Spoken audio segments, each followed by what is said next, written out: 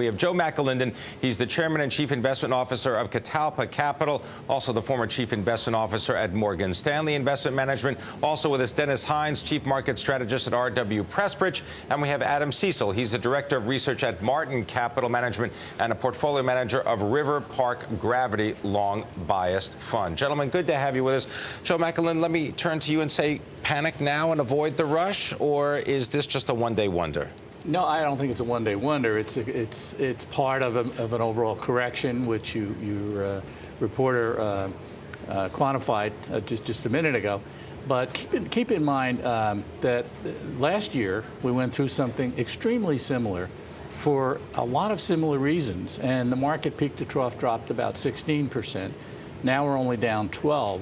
But following that 16% drop last year, we had a 30-some-odd%, maybe 33% rally. And at this point, we've given back about half of that. And I think you're going to see a repeat performance within a few percentage points of where we are right now. We're going to bottom out and resume the uptrend. Adam Seessel, value to be had in this market right now? Well, Pimm, there's some values to be had, but generally speaking, we've been bearish on both the overall market and individual stocks for quite some time, and so the time to panic is not now. The time to have kept yourself safe was, back in 2010, early 2011. We've seen this correction coming for some time. There are individual equities we like, but generally speaking, we're mostly in cash. We think the worst is to come, and we're going to wait until we see the whites of their eyes to fire our bullets. Dennis Hynes, you were on the program, I believe it was July 12th on the 21st, and you were talking about being in cash. At that time, you seemed to be the lone voice saying you've got all the weight in cash. Maybe take a look at gold, wait for things to happen. Some things happen. What do you do now? Well, here's an interesting spin. As you know, markets hate uncertainty, which is what we've been living through here with our own desperate economy. And what happens is that we have a vote after an intense argument between both parties and the president, and we wind up with an outcome. Now, that outcome is a certain outcome, so we no longer have uncertainty. What we have is the certainty we're doing nothing. So the market actually took that and said, what do you do when we certainly realize we're going to do nothing? It sells off. What's really happened, and I think the thing that epitomizes or exemplifies the difference between the common man or woman or the common investor versus our political elite, was Mr. Reed's comment about longing and lamenting about missing his Nevada and at the same time his pomegranate trees. So I think here we have Harry Reid, the Democratic senator, the leader of the Senate from Nevada. We have 14 million people who are missing jobs, and then Mr. Reid, comments about missing a tree. So I think there's a terrible disconnect, and I think it showed itself today with the vote by sellers. Joe McAlinden, is that really what this is all about, sort of a psychological response? Because what's happened? Companies are not that much different now than they were 2 weeks ago, are they? No, the companies are run by people just like us and people who shop at Macy's and Nordstrom's and so on. And the performance of the leadership in this country and in Europe has been extraordinarily negative, and and I think that has fed into a collapse in consumer spending, which you've seen in the surveys, and in business sentiment as well, and that's showing up in the numbers. But I would repeat that last year we were worried about Europe, we were worried about China tightening, and we had there's always something to worry about. There's always something to worry about, and to me, the charts on the economy and the markets look very, very similar. I think we're poised for a big rebound. Adam Seessel, this idea that any investment is only worth what other people perceive its value to be. Do you think that stocks are fairly valued now? Well, we don't think stocks are fairly valued, which is why we've had our clients mostly in cash.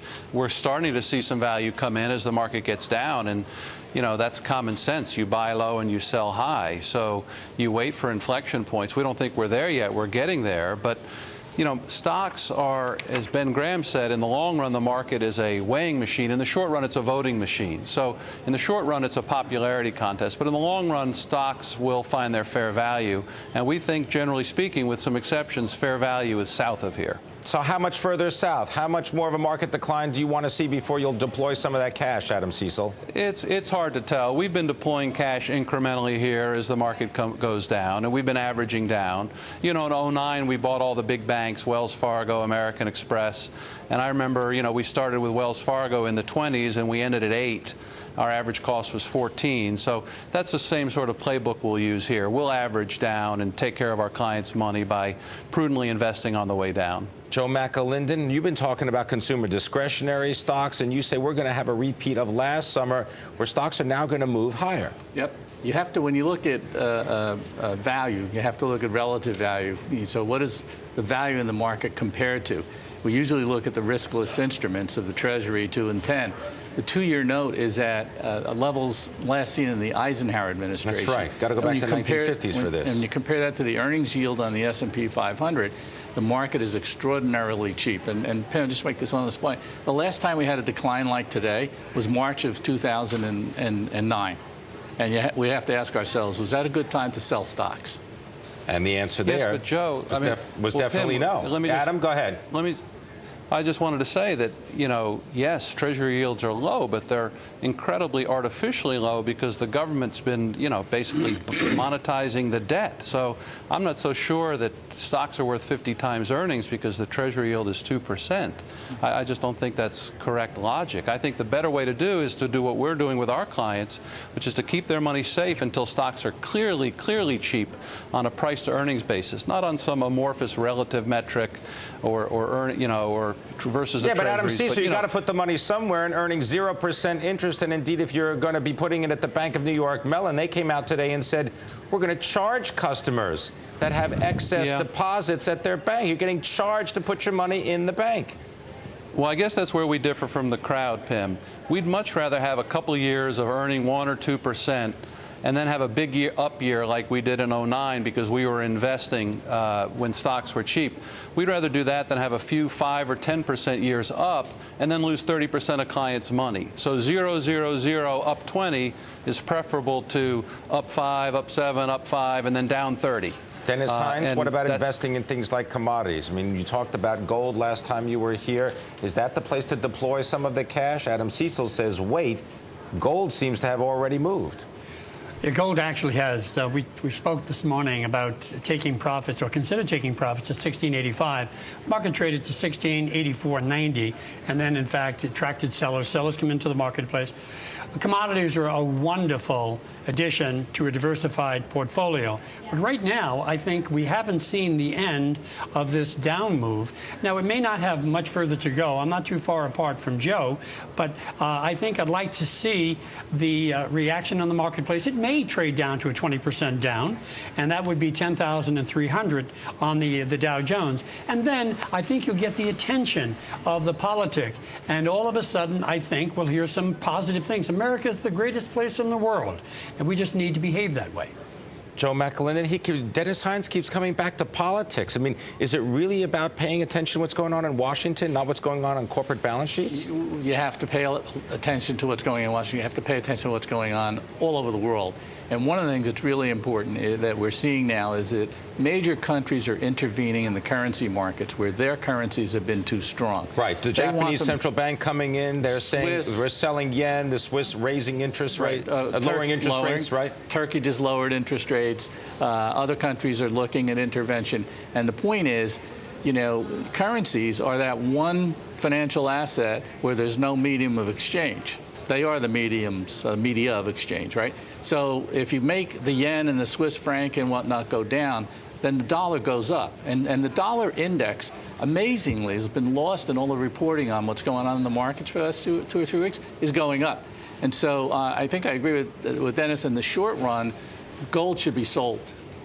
And the other strategic theme that I get out of that is that those big multinationals may underperform on the rally that I see coming in the next 6 months, and you want to be in small and mid-cap U.S. stocks. Joe McAlinden, you were talking about what you expect in terms of the sectors that are going to do well, in your mind, if the market starts to move higher. You say not the big multinational corporations, small and mid-cap stocks. Why? Small and mid-cap, primarily U.S. businesses. And part of the reason is that the large multinationals benefit because they have their operations all over the world. When the accountants convert the foreign currency sales and earnings back into dollars, if the dollar's been falling, that means those currencies have been rising, and you get what we call a currency appreciation effect. Right, it's the math. You just do the math. And that can add several percentage points to the growth rates of these big companies, and it has been. And when you listen to the calls or you read through the earnings reports, you see that that's been a significant part of some of the earnings that have been reported by the big multinationals. That's going to go away if this turn we've seen in the dollar in the last few weeks continues. And I actually think that it is going to continue temporarily. We were talking a strengthening U.S. dollar. Temporarily, I think the next several months you're going to see a strengthening dollar, which means weaker gold and weaker hard commodities in general relative to other assets. Adam Seessel, come in on the topic of a potentially weaker foreign currency versus the U.S. dollar. If we get any kind of new quantitative easing program from the Federal Reserve, what's the chance that that's going to happen?